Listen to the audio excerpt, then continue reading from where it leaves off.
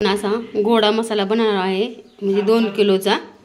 त्यासाठी इथं मी ना अर्धा किलो असे धने घेतलेले आहेत, बघू शकता। अर्धा किलो धने घेतले, तर इथं खोबरं घेतले अर्धा किलो मी असं। इथं तमालपत्र घेतला मसाला, तुम्हाला का दाखवते काय काय। हे आहे तमालपत्र, ही दगडी फुले आणि ही नागेश्वर म्हणतात ह्याला। आणि इथं चक्री फूल घेतले आणि इथं आहे लवंग, हे आहे काळं मिरं, हिरवी विलायची, इथं मसाला विलायची म्हणतात त्याला, मसाले वेलची। इथं आहे शहाजिरं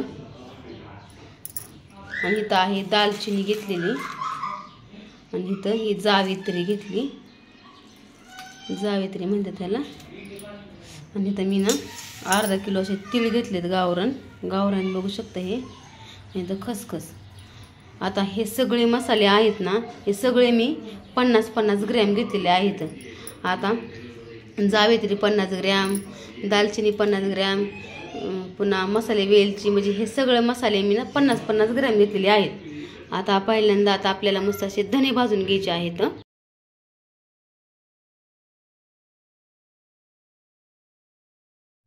इथं आपल्याला असा गोडा मसाला बनवायचा आहे। त्यासाठी मी इथं ना तुम्हाला दाखवलं तर किती प्रमाण घेतलंय। सगळं आपल्याला गवळ असं छान असं भाजून घ्यायचंय। इथं मी धने आता एकदम छान भाजून घेते आणि थोडंसं तेल टाकायचं। तेल टाकून थोडंसं छानपैकी भाजून घ्यायचे धने पण। बरोबर आपल्याला हा 2 किलोचा मसाला बनवून जातो, वर्षभर आरामशीर टिकतो। आणि कुठल्याच बाहेरचा मसाला टाकायचा नाही भाजीला बनवताना। हा टाकून बघा, एकदम भाजी पण टेस्टी होती आणि एकदम खूप छान पण होती भाजी। त्यामुळे असा बनवा तुम्ही पण मस्त असा गोडा मसाला घरच्या घरी। तुम्हाला काय मिक्सरवर पण तुम्हाला दळता येतो, कारण का मी कांडपमध्ये दळून आणला, पण मिक्सरमध्ये पण छान होतो। 2 किलोचा बरोबर हा मसाला आहे, एवढं प्रमाण घेऊन खूप छान होतो मसाला। छानपैकी आता मस्त बघत राहा, एकदम छान असं लालसर आपले आता धने भाजत आलेत, बघू शकता। आता इथं छान लालसर एकदम भाजत धने काढून घेऊया का ताटात आपण। आता छान भाजलेत आपले धने, बघू शकता। इथं आता मी खोबरं भाजून घेते, खोबरं आपल्याला तेल टाकूनच भाजून घ्यायचे। इथं मी अर्धा किलोच खोबरं घेतले असं बारीक करून। तुम्हाला मिक्सरवर करायचं तर तुम्ही खिसून घेऊ शकता खोबरं। आता हे मी ना डांग्या वाटणार आहे, त्याच्यामुळे मी असं हे मोठं जर ठेवले तुकडं, तेल टाकायचं, ह्याला पण छान असं भाजून घ्यायचं।